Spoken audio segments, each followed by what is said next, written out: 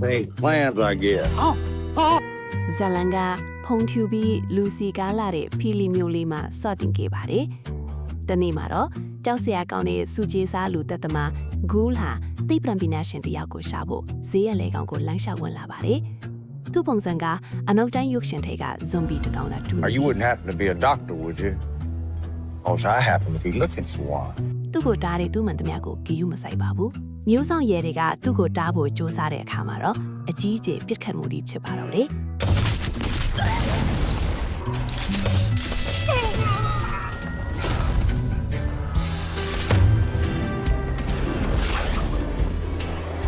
ဂူးရဲ့မြန်မြန်ခက်လက်မှုနဲ့ခက်လက်ကြတာတကယ်ကိုအံ့ဩဖို့ကောင်းပြီးလူအများကြီးကိုကျယ်ဆန်းအနှဲငယ်နဲ့တင်အလဲထိုးနိုင်ခဲ့ပါတယ်ဒီလိုသွေးထွက်တန်ယူတွေဖြစ်နေတော့ပါတယ်လူစီဆိုတဲ့မိန်းကလေးကလူအုပ်ထဲကနေထွက်လာပါတယ် I'm going to have to ask you to leave him alone. ရင်းအုပ်ထဲမှာပဲနေကြရသူမို့လို့သူမရဲ့အပြာရောင်ဝတ်စုံနဲ့ကြည့်ရတာအရန်ကိုတန်ရှင်ယူသားနေပါတယ်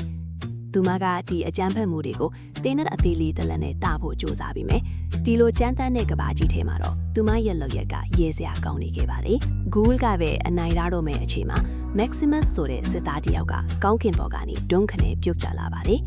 သူကလိုင်းဆောင်နေတဲ့တင်ကာတစီလိုမျိုးကြီးမားလာတဲ့ T60 Power ဝစ်စုံကိုဝတ်ထားပါတယ်အဲ့ဒီနောက်မှာတော့မြန်ဆန်းတဲ့ကောင်းပွားကြီးနဲ့တန်ချက်ကယူတန်ကြီးနဲ့တိုက်ကပိုးပြီးစိတ်လို့ရှာဖို့ကောင်းလာပါတယ်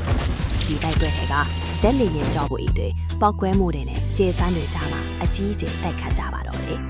ဇာတ်လမ်းလေးကိုစိုက်တယ်ဆိုရင် like and share လုပ်ပေးရအောင်။နောက်ဗီဒီယိုလေးကြည့်ချင်တယ်ဆိုတာဒီမှာမှတ်ပါတယ်။ဇာတ်လမ်းလေးကိုဘယ်လိုချင်လို့ဆိုရင်တော့အခုဒီ page ကို follow လုပ်ထားလို့မရပါဘူး။